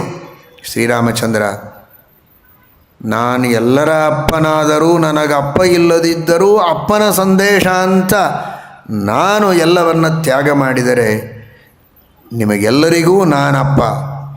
ಎಲ್ಲರ ಅಪ್ಪನಾದ ನಾನು, ಎಲ್ಲ ಕಾಲದಲ್ಲಿ ಎಲ್ಲ ದೇಶದಲ್ಲಿ ನಿಮಗೆ ಅಪ್ಪನಾದ ನಾನು ನುಡಿದ ಸಂದೇಶವನ್ನು, ಆದೇಶವನ್ನು ಪಾಲನೆ ಮಾಡುವುದಕ್ಕೆ ನೀವೆಷ್ಟು ತ್ಯಾಗವನ್ನು ಮಾಡಬೇಕು ಅನ್ನುವುದನ್ನು ಎಚ್ಚರದಿಂದ ತಿಳಿಯಿರಿ. ನನ್ನ ಆಜ್ಞೆಯನ್ನು, ಶ್ರುತಿ ಸ್ಮೃತಿಗಳಲ್ಲಿ ನಾನು ಮಾಡಿದ ಉಪದೇಶವನ್ನು ಪರಿಪಾಲನೆ ಮಾಡುವುದಕ್ಕೆ ಐಹಿಕ ಸುಖಗಳನ್ನು ತೊರೆದು ಅಥವಾ ಐಹಿಕ ಸುಖಗಳನ್ನು ಯಥೇಚ್ಛವಾಗಿ ಅನುಭವಿಸಿದರೂ ಧರ್ಮದ ಚೌಕಟ್ಟಿನಲ್ಲಿ ಅನುಭವಿಸಿ, ನಿಷಿದ್ಧವಾದ ಮಾರ್ಗದಲ್ಲಿ ಹೋಗದಂತೆ ಬೇಕಾದಷ್ಟು ವೈಭವದಿಂದ ಜೀವನ ಮಾಡಿದರೂ ಧರ್ಮದ, ನ್ಯಾಯದ, ಶಾಸ್ತ್ರದ ಚೌಕಟ್ಟಿನಲ್ಲಿ ಅದನ್ನು ಅನುಭವಿಸುವಂತಹ ಒಂದು ಪ್ರಜ್ಞೆ ನಿಮ್ಮಲ್ಲಿರಬೇಕು ಅಂತ ಶ್ರೀರಾಮಚಂದ್ರ ತಿಳಿಸಿಕೊಡ್ತಾ ಇದ್ದಾನೆ. ಅದಕ್ಕಾಗಿ ಶ್ರೀರಾಮಚಂದ್ರ ನಾನು ರಾಜ್ಯವನ್ನು ಅನುಭವಿಸೋದೇ ಇಲ್ವ, ನನಗೆ ಬೇಡವೇ ಬೇಡ ಅಂತ ಹೇಳಲಿಲ್ಲ. 14 ವರ್ಷ ಆದಮೇಲೆ ಬರ್ತೇನೆ ಅಂತಾನೆ. ಬಿಟ್ಟದ್ದು 14 ವರ್ಷ, ಅನುಭವಿಸಿದ್ದು 11,000 ವರ್ಷ ರಾಜ್ಯವನ್ನು. ಅಂದರೆ ಅರ್ಥ ಮಾಡಿಕೊಳ್ಳಿ, ನೀವು ಬಿಡೋದು ಸ್ವಲ್ಪ, ಗಳಿಸೋದು ಬಹಳ ಇದೆ. ಬಿಡೋದಕ್ಕೆ ತಯಾರಾಗಿ 14 ವರ್ಷ ಬಿಟ್ಟದ್ದು ನಕ್ಷತ್ರಮಾನದಿಂದ ನೋಡಿದರೆ 13,000 ವರ್ಷ, ಚಾಂದ್ರಮಾನದಿಂದ 11,000 ವರ್ಷದವರೆಗೆ ಶ್ರೀರಾಮಚಂದ್ರ ರಾಜ್ಯವನ್ನು ಆಳಿದ್ದಾನೆ. ಹಾಗಾದರೆ ದೇವರ ಪ್ರೀತಿಗಾಗಿ ಕೆಲವು ದಿನ ನಾವು ತ್ಯಾಗ ಮಾಡಿದರೆ, ಕೆಲವು ಜನ್ಮಗಳಲ್ಲಿ ತ್ಯಾಗಕ್ಕೆ ಸಿದ್ಧರಾದರೆ ಮುಂದೆ ಅನುಭವಿಸುವ ಭೋಗ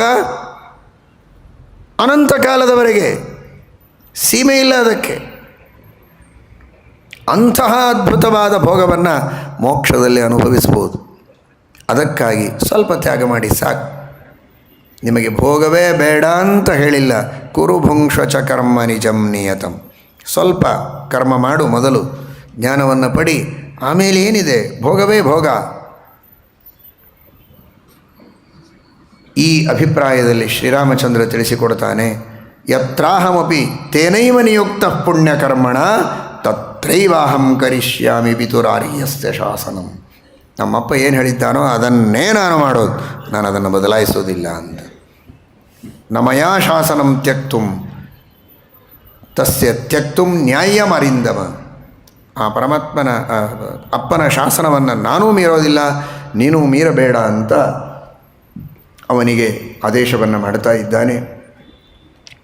ಶ್ರೀರಾಮಚಂದ್ರ ಈ ರೀತಿಯಾಗಿ ಭರತನಿಗೆ ಉಪದೇಶವನ್ನು ಮಾಡಿ ಶಾಂತ ಗಂಭೀರ ಮುದ್ರೆಯಲ್ಲಿ ಅರಳಿದ ಕಣ್ಣಿನಿಂದ ಭರತನನ್ನು ಅನುಗ್ರಹಿಸುವ ರೀತಿಯಲ್ಲಿ ನೋಡ್ತಾ ಇರುವಾಗ ಭರತ ವಿನಯದಿಂದ ಶ್ರೀರಾಮಚಂದ್ರನಿಗೆ ಪ್ರಾರ್ಥನೆಯನ್ನು ಮಾಡ್ತಾನೆ. ಉವಾಚ ಭರತಶ್ಚಿತ್ರಂ ಧಾರ್ಮಿಕೋ ಧಾರ್ಮಿಕಂ ವಚಃ ಕೋಹಿ ಸ್ಯಾದೀದೃಶೋ ಲೋಕೆ ಯಾದೃಶಸ್ತ್ವಮರಿಂದಮ. ನಿನ್ನಂಥವರನ್ನು ನಾನು ಪ್ರಪಂಚದಲ್ಲಿಯೇ ನೋಡಲಿಲ್ವಲ್ಲ, ಏನು ಅದ್ಭುತವಾದಂತಹ ನಿನ್ನ ಸ್ಥೈರ್ಯ, ಏನು ಆ ಧರ್ಮದಲ್ಲಿ ನಿಷ್ಠೆ, ಪಿತೃವಾಕ್ಯ ಪರಿಪಾಲನದ ದೀಕ್ಷೆ, ಅತ್ಯದ್ಭುತ ಇದು. ನ ತ್ವಾಂ ಪ್ರವ್ಯಥಯೇದ್ ದುಃಖಂ ಪ್ರೀತಿರುವ ನ ಪ್ರಹರ್ಷಯೇತ್. ಎಂತಹ ದುಃಖದ ಪ್ರಸಂಗಗಳು ನಿನಗೆ ದುಃಖ ಕೊಡೋದಿಲ್ಲ, ಎಂತಹ ಆನಂದದ ಪ್ರಸಂಗ ಇದ್ದರೂ ನಿನಗೆ ಉದ್ರೇಕ ಆಗೋದಿಲ್ಲ. ಏಕಪ್ರಕಾರವಾಗಿ ಇರುವಂತಹ ನಿನ್ನ ಧೀರ ಗಂಭೀರವಾದ ಉದಾತ್ತವಾದ ವ್ಯಕ್ತಿತ್ವಕ್ಕೆ ನಾನು ತಲೆಬಾಗ್ತೇನೆ. ಸಮ್ಮತಶ್ಚಾಪಿ ವೃದ್ಧಾನಾಂ. ಎಲ್ಲರೂ ನಿನ್ನನ್ನು ಸರ್ವಜ್ಞ ಅಂತ ನಂಬಿದ್ದಾರೆ ವಸಿಷ್ಠಾದಿ ಮಹರ್ಷಿಗಳು. ಅವರಿಗೇನೇ ಸಂಶಯ ಬಂದರೂ ನಿನಗೆ ಕೇಳುತ್ತಾರೆ, ನಿನ್ನಿಂದ ತಮ್ಮ ಸಂಶಯಗಳನ್ನು ಪರಿಹಾರ ಮಾಡಿಕೊಳ್ತಾರೆ. ಆದರೂ ನೀನು ಇನ್ನೊಬ್ಬರಿಗೆ ಪ್ರಶ್ನೆಯನ್ನು ಕೇಳುವಂತೆ, ಇನ್ನೊಬ್ಬರ ಉಪದೇಶವನ್ನು ಅನುಸರಿಸುವಂತೆ ನಾಟಕ ಮಾಡ್ತೀಯ. ಇದು ನಿನ್ನ ಅದ್ಭುತವಾದಂತಹ ಲೀಲೆ. ಯಥಾ ಮೃತಸ್ತಥಾ ಜೀವನ್ ಯಥಾ ಸತಿ ತಥಾ ಸತಿ ಯಸ್ಯೈಷ ಬುದ್ಧಿಲಾಭ ಸ್ಯಾತ್ ಪರಿತಪ್ಪೇತ ಕೇನ ಸಹ. ಭರತನು ಬಹಳ ಅದ್ಭುತವಾದ ಒಗಟು ಹಾಕ್ತಾನೆ. ಬದುಕಿದ ವ್ಯಕ್ತಿಯೂ ಸತ್ತಂತೆ, ಸತ್ತವನೂ ಬದುಕಿದಂತೆ. ಇಲ್ಲದವನ ಜೊತೆಗೆ ನಡೆದುಕೊಂಡಂತೆ ಇದ್ದವನ ಜೊತೆಗೆ ನಡೆದುಕೊಳ್ಳಿ, ಇದ್ದವನ ಜೊತೆಗೆ ನಡೆದುಕೊಂಡಂತೆ ಇಲ್ಲದವನ ಜೊತೆಗೆ ನಡೆದುಕೊಳ್ಳಿ. ಹೀಗಿದ್ದರೆ ಅವನಿಗೆ ಯಾವುದೂ ದುಃಖ ಆಗೋದಿಲ್ಲ. ನೀನು ಅದನ್ನು ಸಹಜವಾಗಿಯೇ ಪಡೆದುಕೊಂಡವ, ಆದ್ದರಿಂದ ನಿನಗೆ ದುಃಖ ಇಲ್ಲ. ನಾವು ಆ ದಾರಿಯಲ್ಲಿ ನಡೆಯಬೇಕು, ಅಂದರೆ ದುಃಖದಿಂದ ಆಚೆಗೆ ಬರುವುದಕ್ಕೆ ಸಾಧ್ಯ ಅಂತ ಭರತ ಹೇಳ್ತಾನೆ. ಯಥಾ ಮೃತಸ್ತಥಾ ಜೀವನ್. ಸತ್ತ ವ್ಯಕ್ತಿಯ ಬಗ್ಗೆ ನಾವೇನು ಅಪೇಕ್ಷೆಗಳನ್ನು ಇಟ್ಟುಕೊಳ್ಳೋದಿಲ್ಲ. ಅವನು ನಮಗೆ ಹೀಗೆ ಮಾಡಬೇಕಾಗಿತ್ತು, ಮಾತಾಡಿಸ್ಬೇಕು, ನನ್ನ ಜೊತೆಗೆ ಬರಬೇಕು, ಅವನಿಗೆ ನಾನೇನೋ ಮಾಡಬೇಕು, ಅವನಿಗಾಗಿ ನಾವೇನೋ ಮಾಡುವ ಅಪೇಕ್ಷೆಗಳನ್ನು ಇಟ್ಟುಕೊಳ್ಳುವುದಕ್ಕೆ ಸಾಧ್ಯ ಇಲ್ಲ.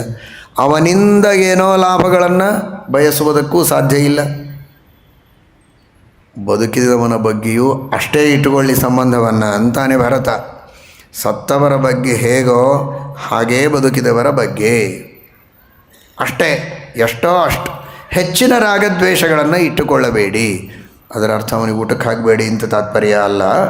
ಅತಿಯಾದ ಆಸಕ್ತಿಯನ್ನು ಇಟ್ಟುಕೊಳ್ಳಬೇಡಿ. ಯಥಾ ಮೃತಸ್ತಥಾ ಜೀವನ್.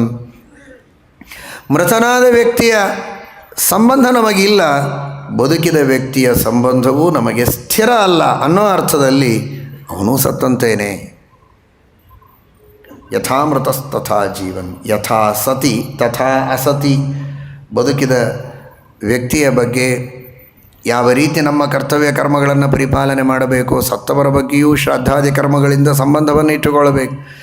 ಸತ್ತವರ ಬಗ್ಗೆ ಹೇಗೆ ಸಂಬಂಧವನ್ನು ನೇರವಾಗಿ ಇಟ್ಟುಕೊಳ್ಳೋದಿಲ್ಲ, ಬದುಕಿದವರ ಬಗ್ಗೆಯೂ ಅತಿಯಾದ ಸಂಬಂಧವನ್ನು ಇಟ್ಟುಕೊಳ್ಳುವಂತಿಲ್ಲ ಅನ್ನುವ ದೃಷ್ಟಿಯಲ್ಲಿ ವಿವೇಕವನ್ನು ಯಾರು ಬೆಳೆಸಿಕೊಂಡಿರ್ತಾನೆ ಅವನು ದುಃಖದಿಂದ ದೂರ ಇರುವುದಕ್ಕೆ ಸಾಧ್ಯ.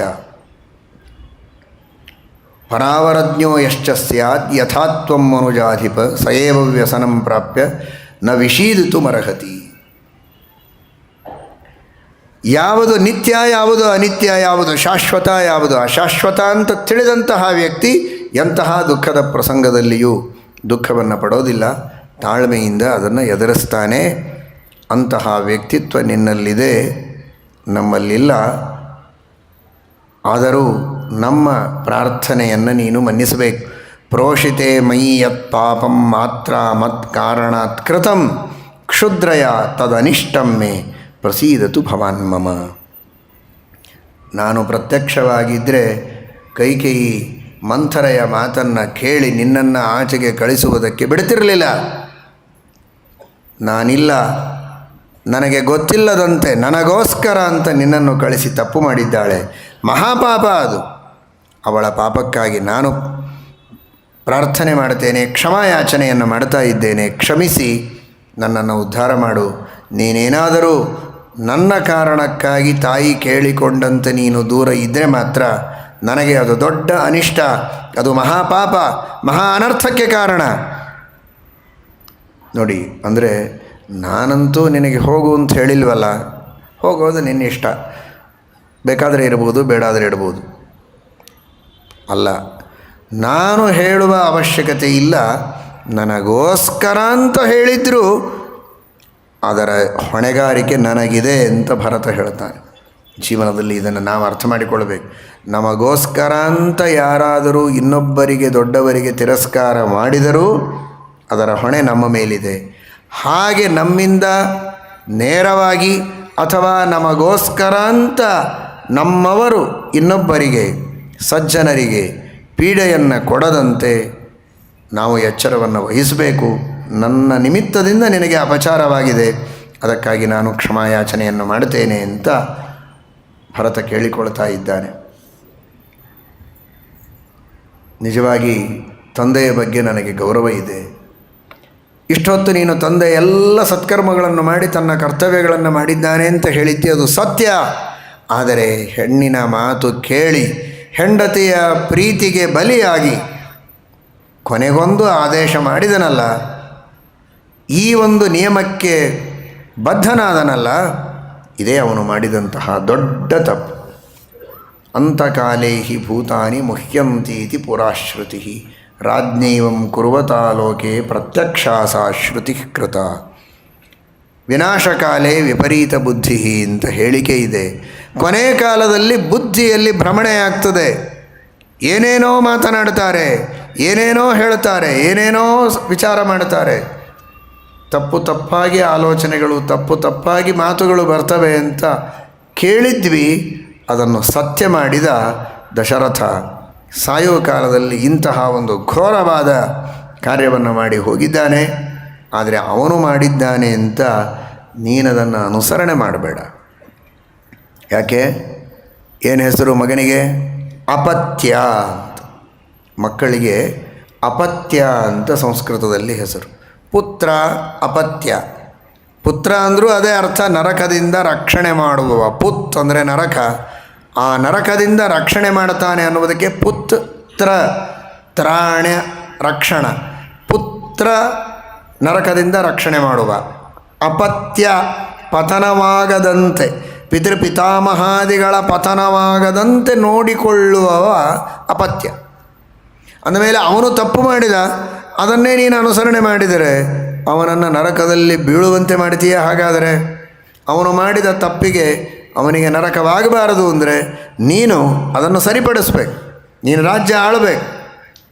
ಆಗ ನಿನ್ನ ತಂದೆಗೆ ಸದ್ಗತಿ ಆಗಬಹುದು. ಪಿತುರ್ಹಿ ಸಮತಿಕ್ರಾಂತಂ ಪುತ್ರೋ ಯಃ ಸಾಧು ಮನ್ಯತೆ ತದಪತ್ಯಂ ಮತಂ ಲೋಕೆ ವಿಪರೀತ ಮತೋನ್ಯಥ. ಆದ್ದರಿಂದ ತಂದೆ ಮಾಡಿದ ತಪ್ಪನ್ನು ನೀನು ಸರಿಪಡಿಸಿದರೆ ನಿಜವಾದ ಅರ್ಥದಲ್ಲಿ ನೀನು ಅಪತ್ಯನಾಗಬಹುದು. ಆದ್ದರಿಂದ ನೀನು ಸರಿಪಡಿಸಬೇಕು ಅಂತ ಭರತ ಮತ್ತೆ ಮತ್ತೆ ಕೇಳ್ತಾ ಇದ್ದಾನೆ. ಅವನಂತಾನೆ, ನೀನು ಕ್ಷತ್ರಿಯವೇ, ಕ್ಷತ್ರಿಯರಾದ ನಮ್ಮ ಪ್ಲ್ಯಾನ್ ಮಾಡಿ ಚೆನ್ನಾಗಿ ಮನೆ ಕಟ್ಟಿ ಕೊಡೋದು ಇಂಜಿನಿಯರ್ಗಳ ಕೆಲಸ. ಆ ಇಂಜಿನಿಯರ್ಗಳು ತಮ್ಮ ಕೆಲಸವನ್ನು ಬಿಟ್ಟು ಏನೋ ಔಷಧಿಗಳನ್ನು ಕೊಡ್ತೇವೆ ಅಂತ ನಿಂತರೆ, ಔಷಧಿಗಳನ್ನು ಕೊಡಬೇಕಾಗಿರುವಂತಹ ಚಿಕಿತ್ಸೆಯನ್ನು ಮಾಡಬೇಕಾದಂತಹ ವೈದ್ಯರು ನಿಮಗೆ ಮನೆ ಕಟ್ಟಿ ಕೊಡ್ತೇವೆ ಅಂತ ಬಂದು ನಿಂತರೆ ಆಗೋದೇನು? ಅವನು ಕಟ್ಟಿದ ಮನೆಯಲ್ಲಿದ್ದಂತಹ ವ್ಯಕ್ತಿಗಳು ಕೆಲವೇ ದಿನಗಳಲ್ಲಿ ಮತ್ತೆ ನಿಜವಾದ ಅವನ ಕೆಲಸಕ್ಕೆ ಹೋಗಬೇಕಾಗತ್ತೆ, ಹಾಸ್ಪಿಟಲ್ಲಿಗೆ. ಒಬ್ಬ ವೈದ್ಯ ಮನೆ ಕಟ್ಟಿ ಕೊಟ್ಟ ಅಂದರೆ ಆ ಮನೆ ಬಿದ್ದರೆ ಒಳಗಿರುವ ವ್ಯಕ್ತಿಗಳು ಆಗ ಆ ವೈದ್ಯನ ನಿಜವಾದ ಕೆಲಸಕ್ಕೆ ಹೋಗಬೇಕಾಗತ್ತೆ. ಹಾಗಾದರೆ ನಿನ್ನ ಕೆಲಸ ನೀನು ಮಾಡಬೇಕು. ಸರ್ವೋತ್ತಮ ಇಡೀ ಜಗತ್ತಿಗೆ ಉಪದೇಶ ಮಾಡುವ ರಾಮನಿಗೆ ಭರತ ಏನು ಹೇಳಬೇಕಾಗಿದೆ? ಆದರೆ ಭರತ ಇನ್ನುಳಿದವರಿಗೆ ಹೇಳುವ ರೀತಿಯಲ್ಲಿ ಹೇಳ್ತಾ ಇದ್ದಾನೆ. ಕ್ವಚಾರಣ್ಯಂ ಕ್ವಚ ಕ್ಷಾತ್ರಂ ಕ್ವ ಜಟಾಹ ಕ್ವಚ ಪಾಲನಂ ಈದೃಶಂ ವ್ಯಾಹತಂ ಕರ್ಮನ ಭವಾನ್ ಕರ್ತುಮರ್ಹತಿ. ಇದು ನಮ್ಮ ಕೆಲಸ ಅಲ್ಲ, ಇದು ಜಟೆ ಬಿಟ್ಟು ನಾನು ರಕ್ಷಣೆ ಮಾಡ್ತೇನೆ, ಅರಣ್ಯದಲ್ಲಿದ್ದು ಕ್ಷಾತ್ರ ಧರ್ಮ ಪರಿಪಾಲನೆ ಮಾಡುತ್ತೇನೆ ಎನ್ನುವುದು ವ್ಯಾಹತವಾದ ಮಾತು. ಅದನ್ನು ಮಾಡುವುದು ಬೇಡ. ನೀನು ಬರಬೇಕು, ಅಭಿಷೇಚನವನ್ನು ಮಾಡಿಕೊಳ್ಳಬೇಕು.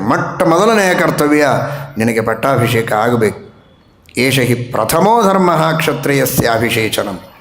ಆದ್ದರಿಂದ ನೀನು ಅದನ್ನು ಮಾಡಬೇಕು ಅಂತ ಶ್ರೀರಾಮಚಂದ್ರನಿಗೆ ಹೇಳ್ತಾ ಒಂದು ಮಾತನ್ನು ಜೋಡಿಸ್ತಾನೆ. ಕೆಲವರಿಗೆಲ್ಲ ಸುಲಭವಾದ ಸಾಧನೆ ಮಾಡುವುದರೊಳಗೆ ತೃಪ್ತಿ ಇರೋದಿಲ್ಲ. ಸುಮ್ಮನೆ ಎಲ್ಲರ ಹಾಗೆ ಬೆಳಗ್ಗೆ ಸ್ನಾನ ಮಾಡಿ ಫಲಾಹಾರ ಮಾಡಿ ಊಟ ಮಾಡಿದರೆ ತೃಪ್ತಿ ಇಲ್ಲ. ಅವರಿಗೆ ಹೆಚ್ಚು ಧರ್ಮ ಮಾಡಬೇಕು ಅಂತಿರ್ತಾರೆ, ಉಪವಾಸ ಇರ್ತಾರೆ. ಮಧ್ಯಾಹ್ನದವರೆಗೆ ಉಪವಾಸ ಇದ್ದು ಪೂಜೆ ಎಲ್ಲ ಮಾಡಿ ಆಮೇಲೆ ಒಂದಿಷ್ಟು ಆಹಾರ ಸ್ವೀಕಾರ ಮಾಡಿ ಮತ್ತೆ ಉಪವಾಸ, ರಾತ್ರಿ ಪೂಜೆ ಎಲ್ಲ ಮಾಡಿ ಮತ್ತು ಸ್ವಲ್ಪ ಆಹಾರ, ಹೀಗೆಲ್ಲ ಕಷ್ಟಪಡಬೇಕು ಅಂತ ಕೆಲವರಿಗೆ ಇರ್ತದೆ. ಪಕ್ಕದಲ್ಲಿ ಯಾವುದೇ ದೇವಸ್ಥಾನ ಇದ್ದರೂ ಹೋಗಿ ಕೈ ಮುಗಿದು ಕೃಷ್ಣಾರ್ಪಣ ಅನ್ನುವಂಥವರು ಕೆಲವರು. ಅಷ್ಟಕ್ಕೆ ಕೆಲವರಿಗೆ ತೃಪ್ತಿ ಇರೋದಿಲ್ಲ. ದೂರದ ದೇವಸ್ಥಾನಕ್ಕೆ ನಡೆದು ಹೋಗಿ ಪಾದಯಾತ್ರೆಯನ್ನು ಮಾಡಿ ಪ್ರದಕ್ಷಿಣೆ ನಮಸ್ಕಾರ ಹಾಕಿ ಸೇವೆ ಮಾಡಿ ಮತ್ತೆ ಬಿಸಿಲಲ್ಲಿ ನಡೆದು ಬಂದರೆ ಅವರಿಗೆ ತೃಪ್ತಿ. ನಾನೇನೋ ಒಂದು ಸ್ವಲ್ಪ ಧರ್ಮ ಮಾಡಿದೆ ಅಂತ ಅಲ್ಲಿಯೇ ಪಕ್ಕದಲ್ಲಿದ್ದ ದೇವರಿಗೆ ನಮಸ್ಕಾರ ಮಾಡಿದರೆ ಅವರಿಗೆ ತೃಪ್ತಿ ಇಲ್ಲ. ಕಷ್ಟಪಟ್ಟು ಧರ್ಮ ಮಾಡಬೇಕು ಅಂತ, ಅದು ತಪಸ್ಸು ಅಂತಾಗತ್ತೆ. ದೇಹಕ್ಕೆ ಕ್ಲೇಶ ಆದರೆ, ಮನಸ್ಸಿಗೆ ಕ್ಲೇಶ ಆದರೆ ಅದನ್ನು ತಪಸ್ಸು ಅಂತ ಕರೆಯುವುದು. ಆರಾಮಾಗಿ ಎರಡೊತ್ತು ಊಟ ಮಾಡಿಕೊಂಡು ಹಾಸಿಗೆಯ ಮೇಲೆ ಕಾಲು ಚಾಚಿ ಮಲಗಿದರೆ ಅದಕ್ಕೆ ತಪಸ್ಸು ಅಂತ ಅನ್ನೋದಿಲ್ಲ. ಹೀಗಾಗಿ ಕಷ್ಟಪಟ್ಟು ಧರ್ಮ ಮಾಡಬೇಕು ಅಂತ ಕೆಲವರಿಗಿರುತ್ತೆ. ನೀನು ಆ ಸಾಲಿಗೆ ಸೇರಿದವನ? ಹಾಗಿದ್ದರೆ ಅಯೋಧ್ಯೆಗೆ ಬಾ ಅಂತಾನೆ ಭರತ.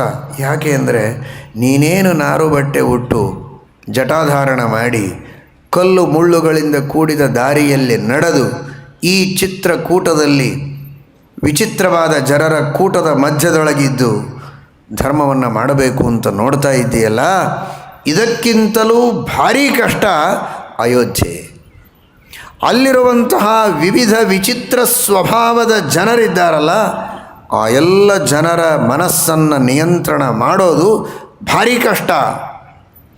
ಅವರು ದಿನಕ್ಕೊಂದು ಸಮಸ್ಯೆಗಳನ್ನು ತೆಗೆದುಕೊಂಡು ಬರ್ತಾರಲ್ಲ, ಆ ಎಲ್ಲ ಕಲ್ಲು ಮುಳ್ಳುಗಳಿಂದ ಕೂಡಿದ ದಾರಿಯನ್ನು ದಾಟಿ ಬಂದು ಪ್ರಜೆಗಳ ರಕ್ಷಣೆ ಮಾಡೋದು ಭಾರೀ ಕಷ್ಟ. ಕಷ್ಟದ ಧರ್ಮ ನಿನಗೆ ಬೇಕಲ್ಲ, ಪ್ರಜೆಗಳ ರಕ್ಷಣೆ ಮಾಡುವುದಕ್ಕೆ ಬಾ. ಅರಣ್ಯದೊಳಗಿದ್ದು ತಪಸ್ಸು ಮಾಡುವುದು ಭಾರಿ ಸುಲಭ. ಯಾರು ಇಲ್ಲವೇ ಇಲ್ಲ, ಯಾರು ಬೇಡ ಅನ್ನೋರಿಲ್ಲ, ಮಾತನಾಡಿಸುವವರಿಲ್ಲ, ಹರಟೆ ಹೊಡೆಯುವವರಿಲ್ಲ. ಮಾತನಾಡಿಸುವವರು, ಹರಟೆ ಹೊಡೆಯುವವರು, ಮಾತಿಗೆ ಹತ್ತಿರ ಬಂದು ಏನೋ ಅಡ್ಡಿ ಆತಂಕಗಳನ್ನು ತರುವವರು, ಇದೆಲ್ಲ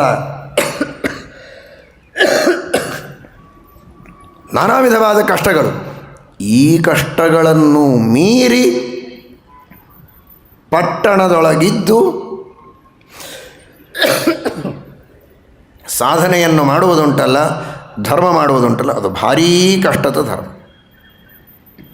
ಅಥ ಕ್ಲೇಶಜಮೇವ ತ್ವಂ ಧರ್ಮಂ ಚರಿತುಮಿಚ್ಛಸಿ ಧರ್ಮೇಣ ಚತುರೋ ವರ್ಣಾನ್ ಪಾಲಯನ್ ಕ್ಲೇಶಮಾಪ್ನುಹಿ. ಎಲ್ಲರೂ ಅರ್ಥ ಮಾಡಿಕೊಳ್ಳಿ. ಏಕಾಂತದೊಳಗೆ ಎಲ್ಲಿಯೋ ಹೋಗಿ ನಾವು ಸಾಧನೆಯನ್ನು ಮಾಡಬಾರದು ಅಂತಲ್ಲ, ಆದರೆ ಅಷ್ಟೇ ಮಾಡುತ್ತೇವೆ. ಮಕ್ಕಳು, ಬಂಧು ಬಳಗ, ಇಷ್ಟಮಿತ್ರರು, ಸಮಾಜ ಬಾಂಧವರು, ನಮ್ಮ ದೇಶದ ಎಲ್ಲ ಪ್ರಜೆಗಳನ್ನು ಧರ್ಮದಲ್ಲಿ ತರುವ ಪ್ರಯತ್ನವನ್ನು ನಾವು ಮಾಡೋದಿಲ್ಲ ಅಂತನಬೇಡಿ. ಅದು ಬಹಳ ದೊಡ್ಡ ಧರ್ಮ, ಅದರಲ್ಲಿ ಕಷ್ಟ ಬಹಳ ಇದೆ, ಬಹಳ ಕಷ್ಟ ಇದೆ ಅನ್ನೋದಕ್ಕೆ ಅದು ದೇವರಿಗೆ ಬಹಳ ಇಷ್ಟ ಆಗತ್ತೆ. ಅದರಿಂದ ನಮ್ಮ ಪಾಪಗಳೆಲ್ಲ ನಷ್ಟ ಆಗತ್ತೆ. ಆದರೆ ದೇಶಕ್ಕೆ ಮಾತ್ರ ಅದೊಂದು ದೊಡ್ಡದಾಗಿರುವಂತಹ ದಿಷ್ಟ, ಅದು ಭಾರೀ ದೊಡ್ಡ ಭವಿಷ್ಯ. ಅದು ಆ ದೃಷ್ಟಿಯಲ್ಲಿ ನಮ್ಮೆಲ್ಲರ ಪ್ರಯತ್ನ ಬೇಕು. ಅಥ ಕ್ಲೇಶಜಮೇವ ತ್ವಂ ಧರ್ಮಂ ಚರಿತುಮಿಚ್ಛಸಿ. ನಾನು ಭಾರೀ ಕಷ್ಟಪಡ್ತೇನೆ ಅಂತ ಬರೀ ಉಪವಾಸ ಮಾಡಿ ಬಾಗಿಲ ಹಾಕ್ಕೊಂಡು ಕೂಡಬೇಡಿ. ಯಾರಾದರೂ ಬಾಗಿಲ ಹಾಕ್ಕೊಂಡು ಕೂತ್ರೆ ಅವ್ರನ್ನ ಬೈಲಿಕ್ಕೂ ಹೋಗಬೇಡಿ. ಮತ್ತು ತಾನು ತನ್ನದೇ ಆದ ವೈಯಕ್ತಿಕವಾದ ಸಾಧನೆ, ತಪಸ್ಸು, ಪುಣ್ಯ, ಅನುಷ್ಠಾನ ಇವುಗಳಿಂದ ತನ್ನದೇ ಆದಂತಹ ಪರಿಪಕ್ವತೆಯನ್ನು ಪಡೆದುಕೊಳ್ಳುವುದಕ್ಕೂ ಕೆಲವೊಂದು ಸಮಯ ಬೇಕು. ಪಡೆದುಕೊಂಡದ್ದನ್ನು ಹಂಚುವುದಕ್ಕೂ ತಾನು ನಿಲ್ಲಬೇಕು ಕಟಿಬದ್ಧನಾಗಿ. ಎರಡನ್ನೂ ಸರಿಯಾಗಿ ಸಮತೋಲನ ಮಾಡಿದರೆ ಆಗ ಲಾಭ ಇದೆ. ನಾನು ಪರೋಪಕಾರ ಮಾಡ್ತೇನೆ, ಒಂದು ಕ್ಷಣವೂ ಕೂಡ ಸಮಾಜಕ್ಕೋಸ್ಕರ ನಾನು ವಿನಿಯೋಗ ಮಾಡದೇ ಇರೋದಿಲ್ಲ. ಯಾವಾಗಲೂ ಸಮಾಜದ ಮಧ್ಯದಲ್ಲಿರ್ತೇನೆ. ಜನರಿಗೆ ಊಟಕ್ಕೆ ಹಾಕಬೇಕು. ಒಲೆ ಮೇಲೆ ಪಾತ್ರೆ ಇದೆ, ಕೆಳಗೆ ಬೆಂಕಿ ಇದೆ, ಇನ್ನೂ ಅಕ್ಕಿ ಹಾಕಿಲ್ಲ. ಸಮಾಜಕ್ಕಾಗಿ ಒಂದು ಕ್ಷಣವೂ ವಿಳಂಬ ಆಗಬಾರ್ದು. ನೀರು ಬಡಿಸ್ತೀಯಾ? ಅಕ್ಕಿ ಹಾಕೋದಕ್ಕಾದರೂ ಸಮಯ ಬೇಕಲ್ಲ. ಅಕ್ಕಿ ಹಾಕಿದ್ದೇನೆ, ಸಮಾಜಕ್ಕಾಗಿ ಒಂದು ಕ್ಷಣವೂ ನಾನು ವಿಳಂಬ ಮಾಡಬಾರ್ದು. ನಾನು ಪರೋಪಕಾರಕ್ಕಾಗಿ ಜೀವನವನ್ನು ಮೀಸಲಿಟ್ಟವ. ಬರೀ ಹಂಜಕ್ಕಿ ಹಾಕ್ತೀಯಾ? ಬೈಯೋದಕ್ಕೆ ಸಮಯ ಬೇಡವಾ? ಅದಕ್ಕೆ ಸಾರು ಹುಳಿ ಇನ್ನೇನೋ ಮೇಲೆ ವ್ಯಂಜನಗಳು ಬೇಕೋ ಬೇಡವೋ, ಅದನ್ನು ಮಾಡೋದಕ್ಕಾದರೂ ಸಮಯ ಬೇಕು. ಅಡಿಗೆ ಎಲ್ಲ ಮಾಡಿ ಆದ ಮೇಲೆ ದೇವರ ನೈವೇದ್ಯ ಮಾಡಿ ಟೊಂಕ ಕಟ್ಟಿ ಸಮಾಜ ಸೇವೆಗೆ ನಿಲ್ಲು, ಮನೆ ಬಾಗಿಲಿಗೆ ನಿಲ್ಲು, ಬಂದವರಿಗೆಲ್ಲ ಅನ್ನ ಹಂಚು, ಬೇಡ ಅಂದಿಲ್ಲ. ಅಡುಗೆ ಮಾಡೋದಕ್ಕಾದರೂ ಸಮಯ ಕೊಡಬೇಕಲ್ಲ ಹೊರಗಿದ್ದವರು, ಅಲ್ವೋ? ಇಷ್ಟು ವಿಳಂಬ ಬೇಡ. MBBS ಓದಿ MD ಆಗಿ ಆಮೇಲೆ ಸಮಾಜ, ಅಯ್ಯೋ ಅಷ್ಟು ವಿಳಂಬವೇ ಸಮಾಜ ಸೇವೆಗೆ? ಮೊದಲನೇ ದಿನವೇ ಯಾವತ್ತು MBBS ಓದಲಿಕ್ಕೆ ಪ್ರಾರಂಭ ಮಾಡಿದೆ ಅಂದಿನಿಂದಲೇ ನಾನು ಶುರು ಮಾಡಬೇಕು ಟ್ರೀಟ್ಮೆಂಟು. ಶಸ್ತ್ರಚಿಕಿತ್ಸೆ ಮಾಡೋದಕ್ಕೂ ಅವತ್ತೇ ಪ್ರಾರಂಭ. ಗೋವಿಂದ, ಬಹಳ ದೊಡ್ಡ ಉಪಕಾರ. ಹೆಚ್ಚು ಉಪಕಾರ ಆಗೋದು ಸ್ಮಶಾನದಲ್ಲಿ ಕೆಲಸ ಮಾಡುವವರಿಗೆ ಆಗತ್ತೆ, ಹೌಸ್ಫುಲ್. ಯಾಕೆಂದರೆ ಇವನದೆಲ್ಲ ಗಿರಾಕಿ ಅಲ್ಲೇ ಹೋಗುತ್ತೆ. ಏನಿದು, ಅವನಿಗೆ ಓದೋದಕ್ಕೆ ಬಿಡಿ, ಅವನು MBBS ಆಗಲಿ, ಅಲ್ಲಿಯವರೆಗೆ ಸಮಾಜ ತಾಳ್ಮೆಯಿಂದ ಅವನನ್ನು ಸಹಿಸಬೇಕು. ಅವನು ಓದಬೇಕು, ಅವನು ಚೆನ್ನಾಗಿ ಅಧ್ಯಯನ ಮಾಡಿ ಬರಬೇಕು. ಅಲ್ಲಿಯವರೆಗೆ ಅವನನ್ನು ಬಿಡಬೇಕು. ಆಮೇಲೆ ಅವನ ಸಮಾಜಕ್ಕಾಗಿ ನಿಲ್ಲಬೇಕು. ಆಮೇಲೂ ಆಗುವಂತಹ ಹೊಸ ಹೊಸ ಆವಿಷ್ಕಾರಗಳನ್ನು ಅಪ್ಡೇಟ್ ಮಾಡಿಕೊಳ್ಬೇಕು ಅವನು, ಅದಕ್ಕೂ ಅವಕಾಶ ಕೊಡಬೇಕು. ಇನ್ನುಳಿದ ಸಮಯ ಅವನ ಸಮಾಜ ಸೇವೆಗಾಗಿರಬೇಕು. ಹಾಗೆ ಕೆಲವು ಸಾಧಕರು, ದಾಸರು, ಯತಿಗಳು, ಸಮಾಜದೊಳಗಿರುವ ಸಂತರು ತಮ್ಮದೇ ಆಗಿರುವಂತಹ ಸಾಧನೆಯನ್ನು ಮಾಡುವುದಕ್ಕೆ, ಅಪ್ಡೇಟ್ ಮಾಡಿಕೊಳ್ಳೋದಕ್ಕೆ ಅವರಿಗೆ ಅವಕಾಶವನ್ನು ಸಮಾಜ ಕೊಡಬೇಕು. ಆ ಪಕ್ವತೆಯ ಪರಿಪೂರ್ಣವಾದ ಉಪಯೋಗವನ್ನು ಸಮಾಜಕ್ಕಾಗಿ ಆ ಹರಿದಾಸರು, ಸಂತರು, ಸಾಧುಗಳು, ಯತಿಗಳು, ಸಮಾಜ ಸೇವಕರು ಸಮಗ್ರವಾದ ರೀತಿಯಲ್ಲಿ ಉಪಯೋಗ ಮಾಡುವುದಕ್ಕೂ ಅವರು ಕಟಿಬದ್ಧರಾಗಿ ನಿಲ್ಲಬೇಕು. ನಿಲ್ಲುತ್ತಾರೆ. ನಿಲ್ಲುವುದನ್ನು ಅಪೇಕ್ಷೆ ಪಡುವುದರಲ್ಲಿ ತಪ್ಪಿಲ್ಲ. ಈ ಎರಡನ್ನೂ ಸಮವಾಗಿ ಕಾಣಬೇಕಾದದ್ದು ಶಾಸ್ತ್ರದ ಸಂದೇಶ. ಅಥ ಕ್ಲೇಶಜಮೇವ ತ್ವಂ ಧರ್ಮಂ ಚರಿತುಮಿಚ್ಛಸಿ ಧರ್ಮೇಣ ಚತುರೋ ವರ್ಣಾನ್ ಪಾಲಯನ್ ಕ್ಲೇಶಮಾಪ್ನುಹಿ. ಇವತ್ತು ಎರಡೂ ಅತಿರೇಕದಲ್ಲಿ ನಡೀತಾ ಇರುವುದು ತಪ್ಪು. ಕೇವಲ ನಾವು ಸೇವೆ ಮಾಡ್ತೇವೆ ಅಂತ ಆತ್ಮ ಸಾಧನೆಯನ್ನು ಬಿಡೋದು ತಪ್ಪು. ಆತ್ಮ ಸಾಧನೆಯನ್ನೇ ಮಾಡಿಕೊಳ್ತೇವೆ ಅಂತ ಸಮಾಜಕ್ಕೆ ಬೆನ್ನು ಮಾಡುವುದು ಕೂಡ ಒಂದು ದೊಡ್ಡ ತಪ್ಪು ಅನ್ನುವುದನ್ನು ನಾವು ಅರ್ಥ ಮಾಡಿಕೊಂಡು ತನ್ನ ಸಾಧನೆಯನ್ನು ಸರಿಯಾಗಿ ಮಾಡಿ ಸಜ್ಜನರ ಸೇವೆಗಾಗಿ ಮನುಷ್ಯ ನಿಲ್ಲಬೇಕು. ಅದು ಬಹಳ ದೊಡ್ಡ ತಪಸ್ಸಾಗತ್ತೆ.